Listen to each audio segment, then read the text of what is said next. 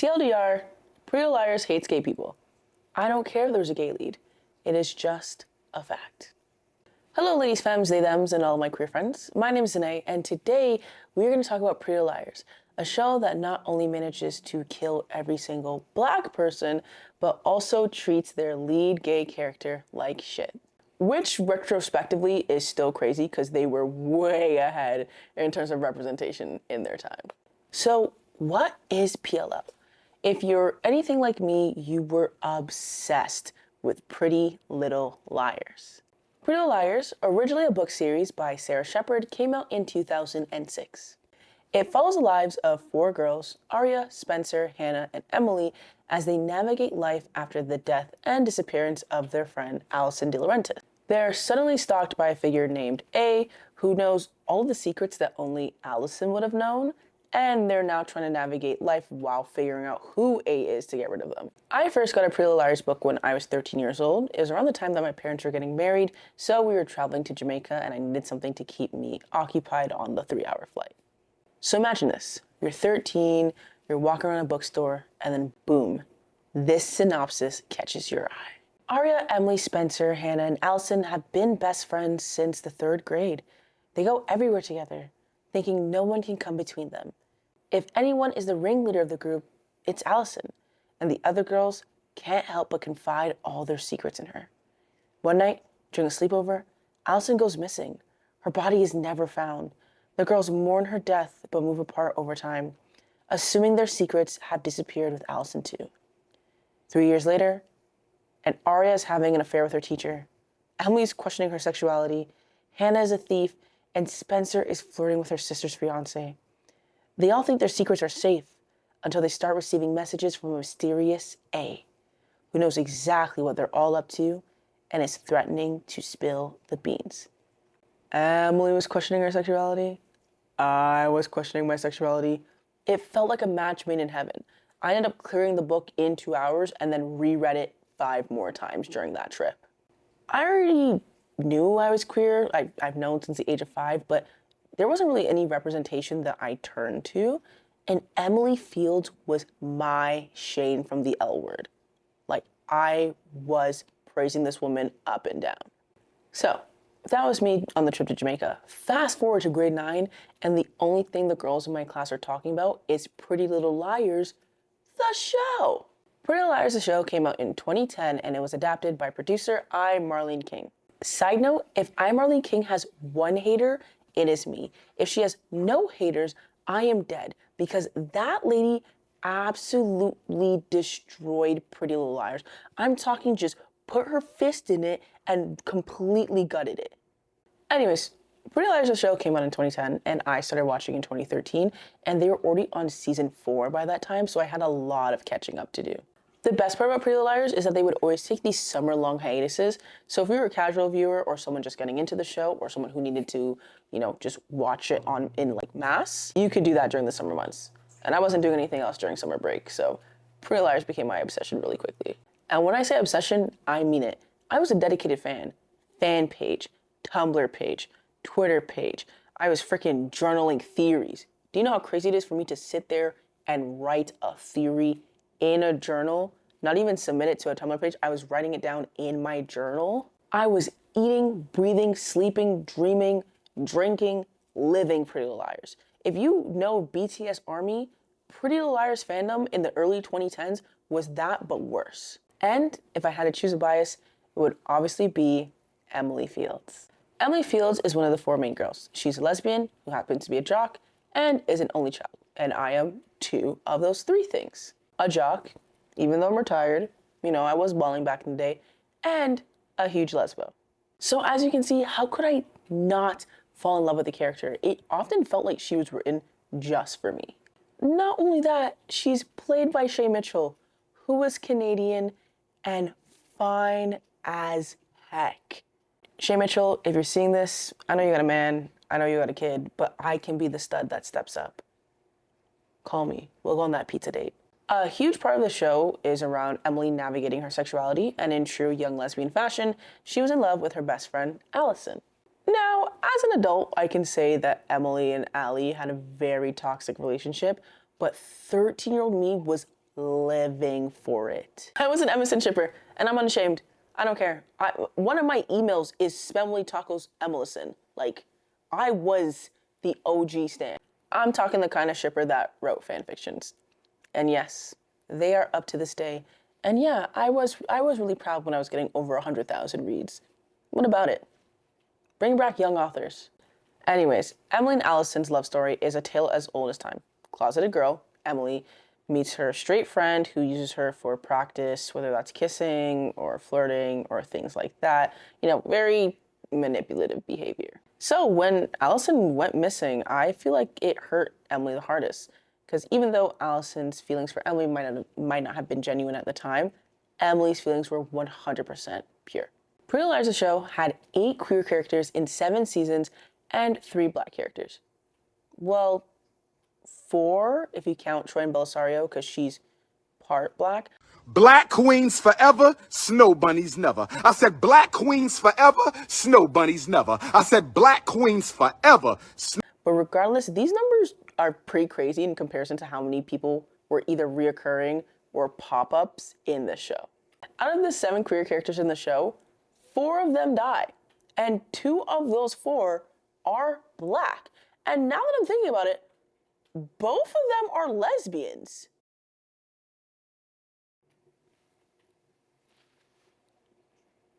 What the fuck what were the writers on? But yep, you heard that right. Pretty Little Liars has 20 deaths in all of the seasons. 4 of them are queer deaths, and all 3 black people die. There are 7 main characters in Pretty Little Liars, 30 supporting characters, and over 100 minor and reoccurring characters. Do you know what that means? That approximately 4.67% of the cast is queer. But of that 4%, 57% of them get murdered. And 100% of the black people. These are crazy odds. Like, even seeing these numbers written down, this is just madness. This is horrible. You have higher odds of fucking winning the lottery at this point. You have higher odds of winning the lottery than you do of staying alive as a black or queer person in Pretty Little Liars. I just know that room looked like an 8x11 sheet of paper, because this does not make any sense. Not even like a crumpled, curvy sheet of paper. It's a straight 8x11 sheet of paper, if you catch my drift. But anyways, let's talk about it. And spoilers ahead if you have never watched Pretty Little Liars or read the books. Throughout the show, the girls are put through trials and tribulations. I'm talking God's strongest soldiers types of trials and tribulations. Like, you put Moses and Arya in the same room and you won't be able to tell them apart. Well, you would be, because Arya didn't get shit done to her, but Emily stood the 7 plagues. I'm not even joking. But regardless, this is something that no high schoolers, and let me repeat, no high schoolers should have gone through. Like, I understand absent parents, but like, the police are harassing the students, the teachers are harassing the students, the parents are harassing the students are harassing the students, and no one intervened? Regardless, none of these girls came close to the shit that Emily Fields had to go through on the battlefield that is Rosewood. First love, dead. First girlfriend, dead. Gets outed to her mother, kills a guy, gets bullied by a homophobe, almost get killed by said homophobe, almost get killed by A, dates said homophobe, gets groomed, gets drugged with human growth hormones. This is crazy. Gets a life-altering injury that stops her from doing her dream, which puts her in a depressive spiral, which makes her an alcoholic that I don't even think anyone really addressed. I don't remember her going to like Alcoholics Anonymous, but she did have a drinking problem. Her house gets driven into, her dad dies. Good news though, she gets the girl that she wants, and they have a kid, and it's happily ever after. Thank God. Wrong, they get divorced. Yep, they get divorced, and also she just ends up marrying the girl that first abused her. So yeah, Emily Fields was getting fucked left, right, and center. I was more shocked that she didn't get a happy ending. You have Ezria, the actual pedophilic relationship where a groomer groomed her, groomed her from 16 onwards, and they get married. Not only do they get married, they get a shout out in the spin-off series that came out in like 2023. Oh my god, yeah, this cute couple from Rosewood, I think the names are Arya and Ezra. Ezra should be locked in prison. No cell, no windows, solitary confinement, no outdoor time. Jail. Ezra shippers, you are not seeing heaven. And I, Marlene King, was the #1 Ezra shipper, which is why we were subjective to this whole thing of Ezra almost getting caught and almost going to jail like all the time for being a literal pedophile, and then nothing happened. It was nuts. It was absolutely bonkers. Keep in mind, I understand this is a teen drama. They need to get, these crazy things happening, but like, none of the other girls were catching smoke like that. I also forgot to mention that she literally almost got assaulted by her own boyfriend in the girls' change room. You're acting strange. Stop it! What are the writers doing? Anyways, shout out to Toby. God bless his soul. I am a Spoby lover. Shout out to Toby for coming in and saving her. Ben, you are also not seeing heaven. If anyone should have died in Pretty Little Liars as like a secondary off character, it should have been Ben. Wait a minute. Did you guys know that Ben in Pretty Little Liars is Coach Ben in Yellow Jackets? And he's now been in like 2 queer-esque shows, but now he plays a gay guy in Yellow Jackets. That's so crazy that they kept the same name. Second time playing a Ben. I need that Doofenshmirtz meme, because that's weird that that has happened twice. Remember that stat I gave earlier? Now imagine if you were 16 to 17 years old and you've had not 1, but 2 girlfriends die. Again, another weird it happened twice thing. Not only that, your mom's trying to ship you off to Texas. Some bitch on the swim team is trying to fuck with you and almost killed you. And your mom is being weird because you came out and she's like, oh, you're gay? Ew. And all of this is happening while you're getting stalked by some random who knows all of your secrets. Emily Fields has to be stronger than me because I would have called it quits a long time ago. I would have kept myself safe, to say the least. Now, all 4 girls had various partners, and I'm not one to shame. Get your bag, date who you want to date. But Rosewood was small, and the Pretty Little Liars were running through the town like a speed simulator. Across the 4 main girls, there were 33 different relationships. So out of these 33 relationships, Emily had 9 of them. She dates Ben, Maya, Paige, Talia, Samara, Sarah, and Sabrina. She kisses Lyndon James, aka Nate, and she ends up marrying Allison. And you're probably thinking, wow, Emily's had many fulfilling, loving relationships. Let's break it down. Ben, abusive. Paige, abusive. Samara, a groomer. Why are you in college talking to high school students? Why are your friends okay with you talking to a high schooler too? Now that I'm thinking about it. Talia, married woman. And this is when Emily's an adult. It's post-time skip, I think. So we'll let it slide on the whole cougar thing, but I support women's rights and wrongs. If a cougar came up to me and was like, hey, I want you, I probably would fold too. Sarah, trauma bond, part of the A-team, tries to kill Emily. Allison, manipulator, gaslighter, mean girl. Emily's first bully, if I'm being honest. Like 7 out of the 9 relationships that Emily had were people who either abused her or were trying to kill her or had some weird jealousy thing and then tried taking it out on her. Then one of the only normal relationships that she has, they killed her off. Like her girlfriend was murdered by her stalker. Her girlfriend, Maya was killed by her own stalker. And you know what? Shout out to Emily for getting her look back, because I too would kill the nigga that killed my girl.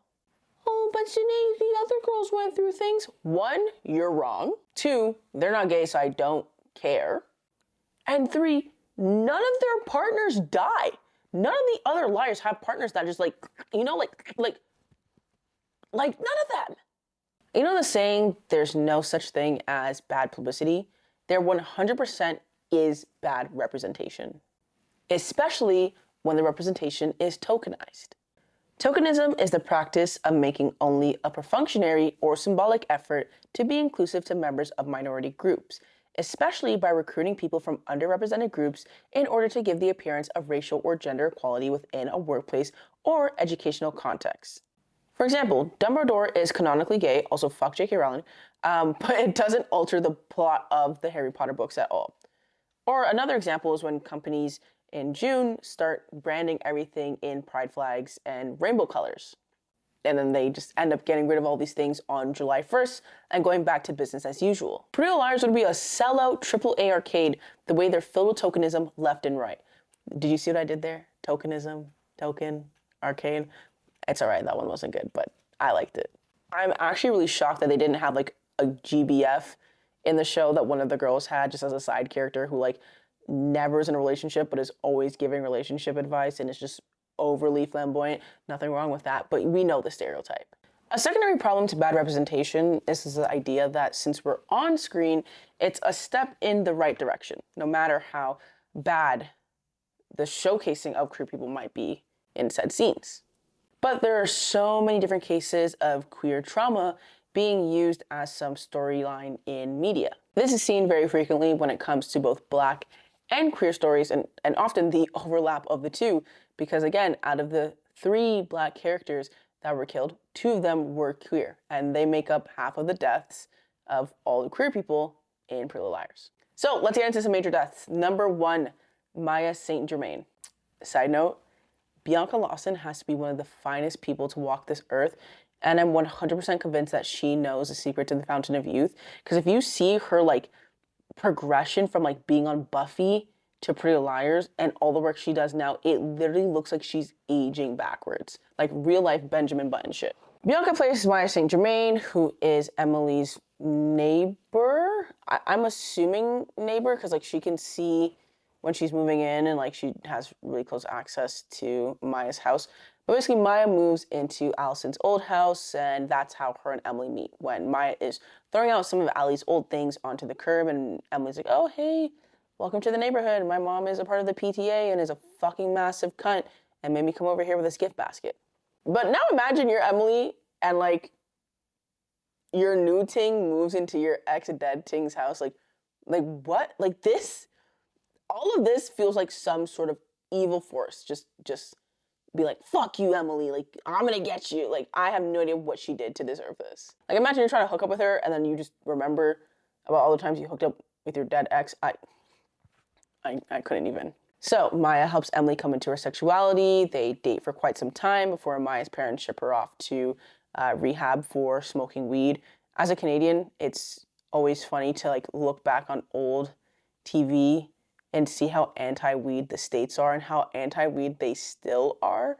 But like, you shipped your kid off because you caught them smoking a joint. Not even like a grounding situation. You just went, no, you need help.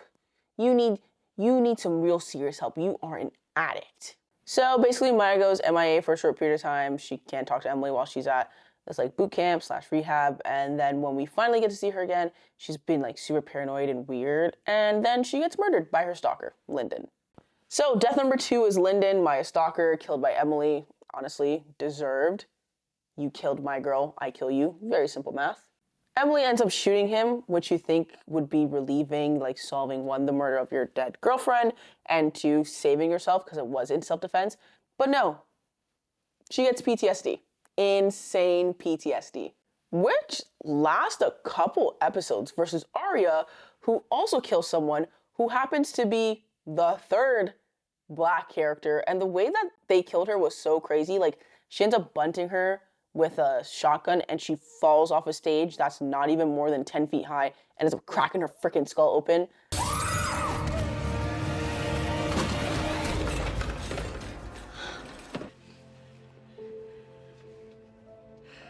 But Emily kills Shauna, and it's kind of like, oh my god, she killed Shauna, and that was it. I think she felt the guilt for maybe 4 minutes, and then everyone's like, no, Arya, sweet baby angel, like, we love you, like, just go back to your weird boyfriend who's, like, basically 70 years old, and, like, everything will be okay. Keep in mind, like, when she killed Shorty, she also went, guys, like, it's really over. Like, she was relieved Emily was sobbing. It was, and I'm pretty sure Caleb gets shot in, I don't know.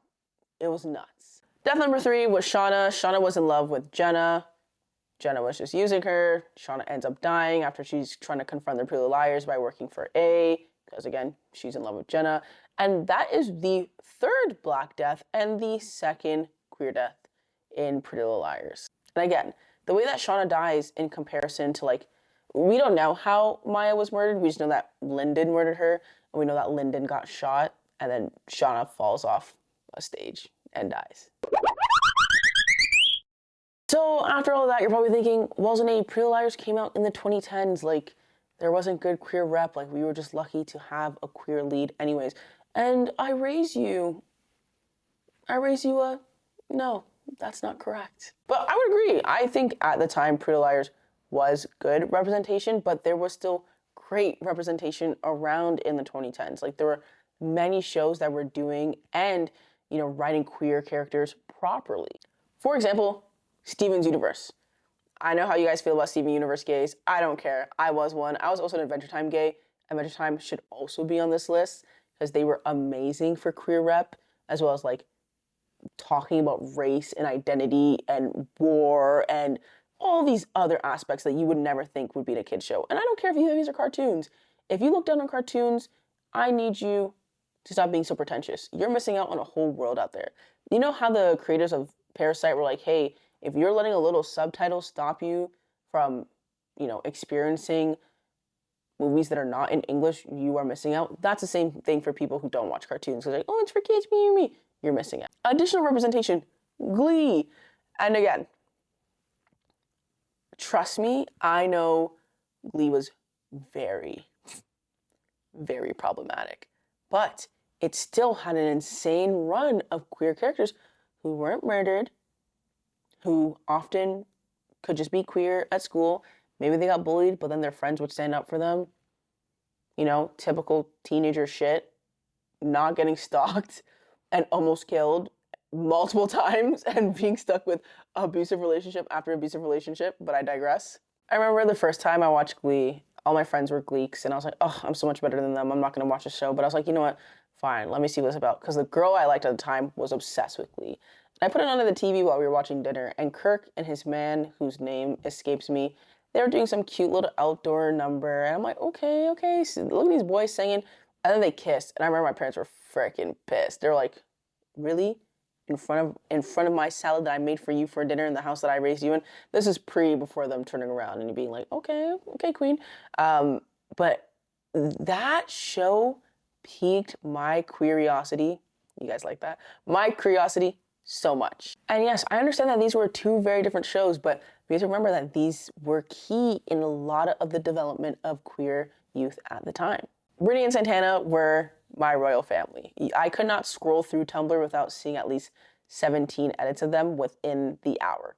On the hour. It was like the clock struck 5 and boom, the Britannia lovers were out making new edits. Even though they had their fair share of conflict, at least they got a happy ending. They're also one of the most stable relationships on Glee. Pretty Little Liars shaped a generation of viewers, and I can say that it shaped me too. It inspired me to write, to theorize, to connect with community, to be outspoken and voice my opinion.